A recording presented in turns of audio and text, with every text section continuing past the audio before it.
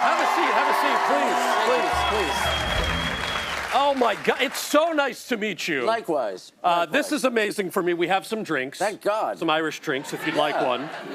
Sal, what do we have here? That is a shamrock smash. It's got lime juice, gin. It's got a beautiful egg wash, simple syrup. Wonderful. Try it. Oh, yeah. Yeah, cheers. Yeah, cheers. Sorry, cheers. I drank before. Thank Cheers. You. No. This is going to be the best talk show ever. Yeah, for sure. Do you usually celebrate St. Patrick's Day? No. Great. Well, I do. Yep. I'm so easy to interview. Yeah, no, it's fine. I acknowledge it, but I don't. My mother, who grew up in an Italian-Irish community, she will celebrate St. Patrick's Day. She just drinks. No, it's terrible. She'll always go find a place to have like a corned beef sandwich and do that sort of stuff and have a pint and all that. Yeah, nice. She and my dad. No, it's great. Nice. Yeah. I heard you recently dined with King Charles. What was that like? He dined with me. Oh, yes! There we go. It was great. He is. I had met him a couple times before, and Camilla as well, and they're nothing but gracious. They're so smart. They're very funny. And the whole idea was just to share food at the table between British and Italian people from all walks of life. Yeah. Artists and musicians and politicians, businessmen. And the idea was to take all British produce, but make an Italian meal with it. So what was the menu? What was the food like? It was ravioli that was all made with British flour and tomatoes from the Isle of Wight that has this sort of ecosystem where you do that. It was amazing. It was a great, great night. And you gave a speech at this dinner, right? Yeah. How do you give a speech in front of that crowd? I was a wreck. I really was. I was quite nervous, and What'd you say? I just said, because it's weird. It's like we don't have that here. Yeah. Although, right. Well, we got rid of it. Almost. Well, it might be back. So I think that. No, what I said was, look, it's just, to me, this is what is important, that we all keep communicating with each other, which is what the king believes, that communication is key in the political arena, in every arena.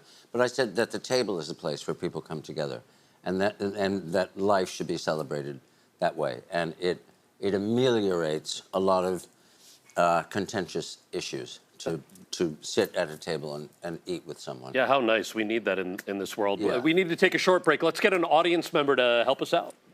Hi, I'm Lauren. Kelly, we miss you. But I love this duo of Cal Penn and Stanley Tucci on St. Patrick's Day. They're like a pot of gold at the end of a rainbow. More with Cal and Stanley after the break.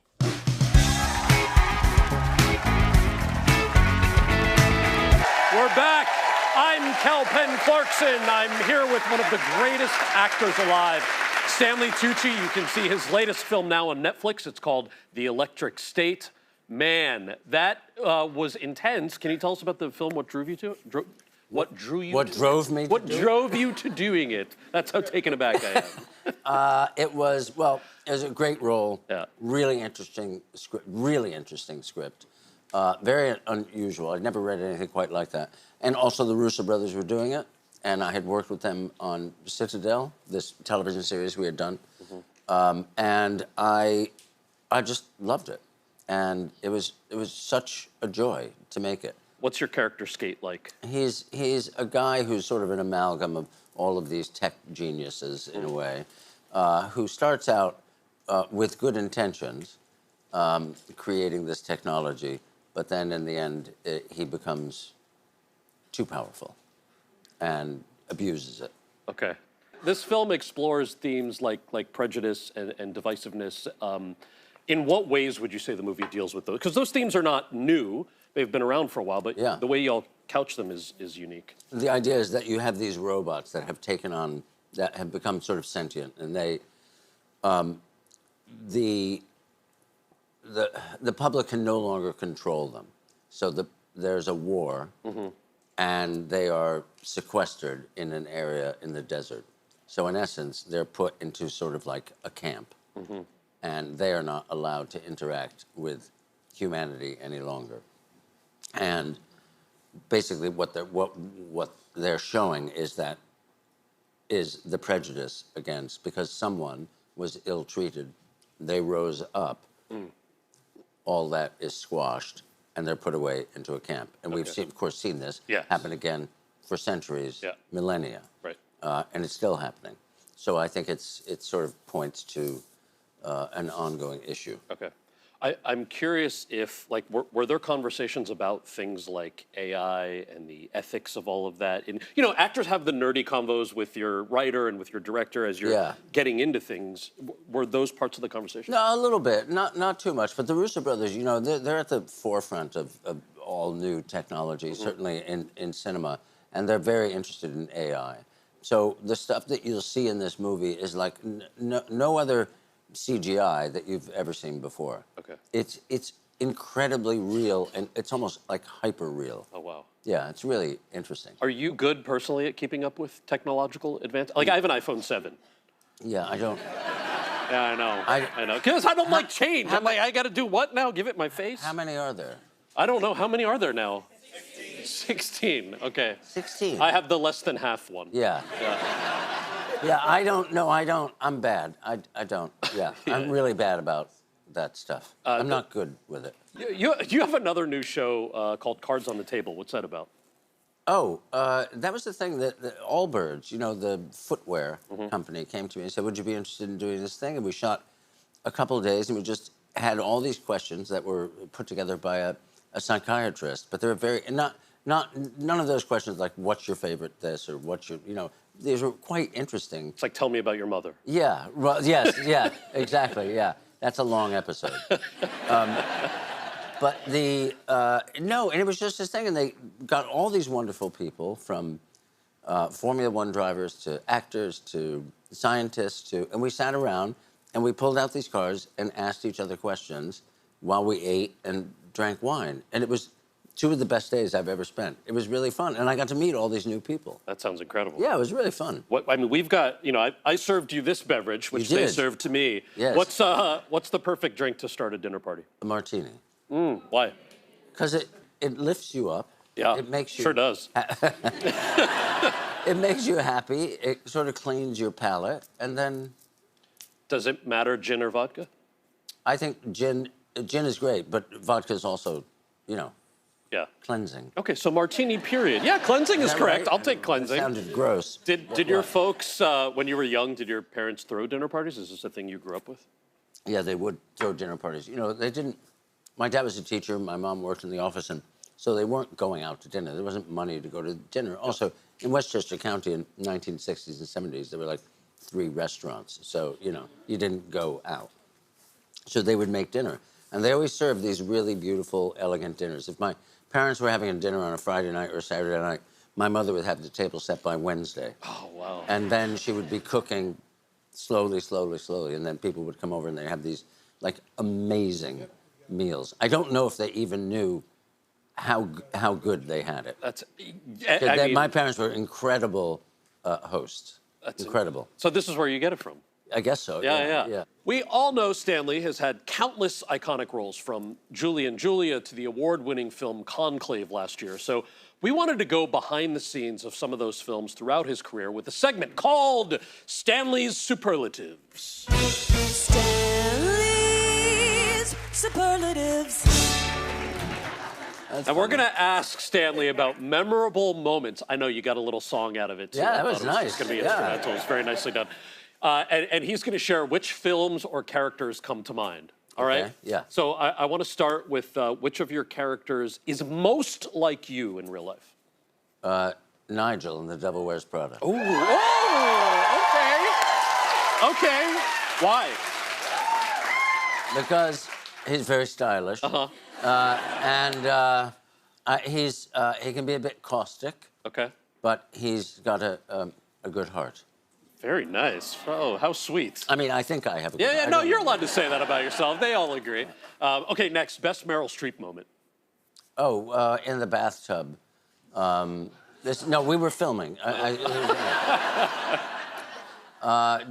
We were shooting in Queens, actually, and in the bathtub, just doing a bit where there were some photographs that had to be taken for a card that they would send to people every year. And there we were in the bathtub drinking champagne or something and laughing a lot. Awesome. Sounds fun. Yeah.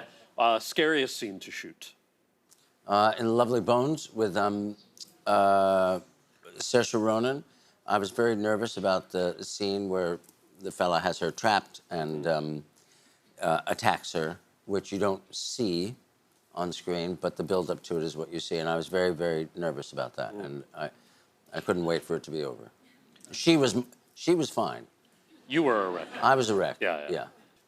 Okay, worst, or I guess I could say hardest makeup to get into? Again, There must be a long list. No, the thing is, I haven't used a lot of makeup over the years. I don't. Well, because you're so handsome, you That's don't need why, to. yeah. Yeah. No, I've never.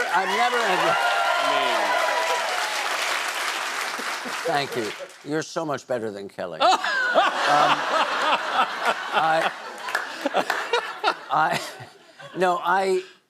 I've never played roles where I've had to wear like a lot of makeup and stuff like that. But doing the Lovely Bones again was I wanted really not to look like me. So we did contacts, made my skin lighter. He had to just completely blend into suburban 1970s America. So blonde hair, lighter skin, different teeth, mustache, all that. So that took about an hour or so. But also, and then added a bit of a paunch. And so, but it helped me understand, like, it just helped me create the character. Yeah, that's incredible. What a transformation. Yeah, never again. Yeah. All right, finally, I'm curious, your best on-set food, like of any project you've worked on outside of, I mean, maybe it's one of your own, but. Yeah, no, not on my movies, because I make independent movies. And there's no money, so, yeah. So everyone's starving.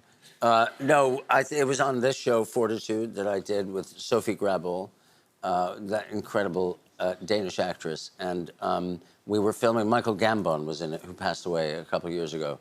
And we were filming on a glacier in Iceland.